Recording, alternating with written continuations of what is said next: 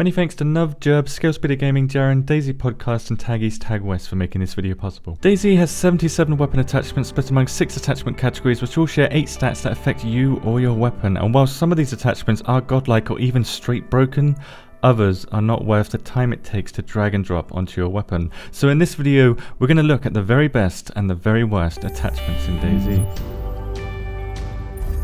Starting with the 8 stats that impact weapons in DayZ, we have the Dispersion modifier, which is found on these 4 categories. Magnification and zeroing distance, which only affects optics and sights. Recoil reduction, which is found on optics, buttstocks, handguards and even magazines. Noise reduction and length, which is only found on muzzles. Ammo capacity, obviously only found on magazines. And finally the 8th stat, which is found on all attachments in DayZ, weight. Dispersion modifier on an attachment isn't going to matter much unless you're shooting at targets at a range, but obviously we want to choose the best ones.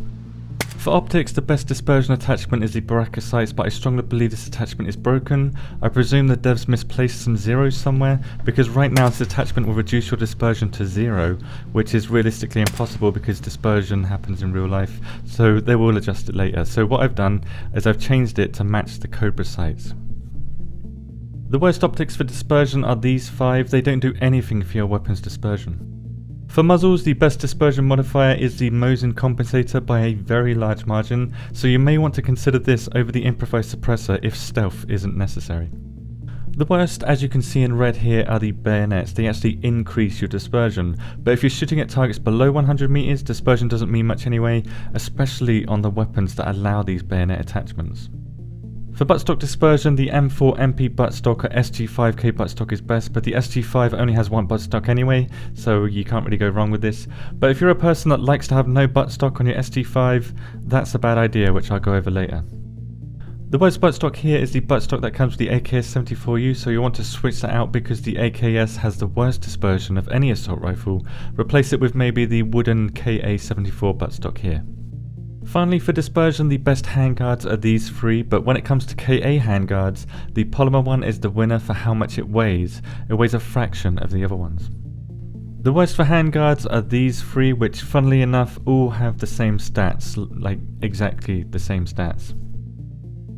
Moving on to our second stat here, magnification. Only optics are affected by this stat, and I mean it, optics are only affected by this stat because any name on an optic that has the word sights in it has no magnification.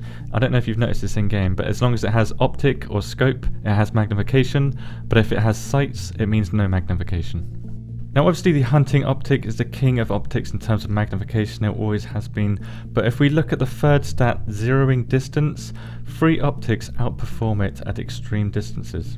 However, at these ranges, dispersion is what stops you from hitting a target, and the hunting optics is the king of that too, making it, I believe, a superior attachment compared to the PU scope, at least for sniping.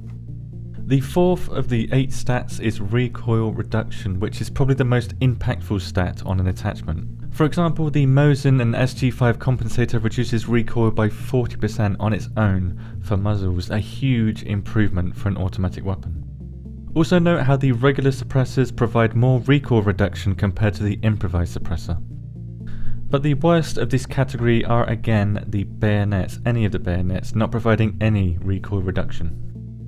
When it comes to buttstocks and handguards for recoil, all of the attachments set at 20% reduced recoil.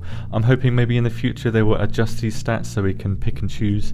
So it doesn't matter which one you choose, just be aware if you don't have one attached, your recoil will be increased. Which is why the AKS has more recoil than the KA-74. The AKS doesn't allow a handguard attachment.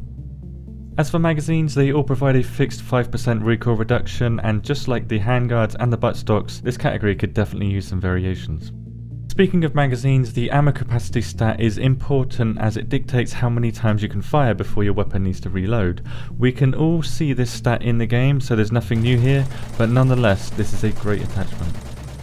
Next we have length, which only applies to muzzles and reduces the distance your weapon can be extended in front of you before it gets lifted, so the lower this stat is, the better. The compensators again are boss here for the 3rd time in a stat, but the M4 suppressor isn't far behind here.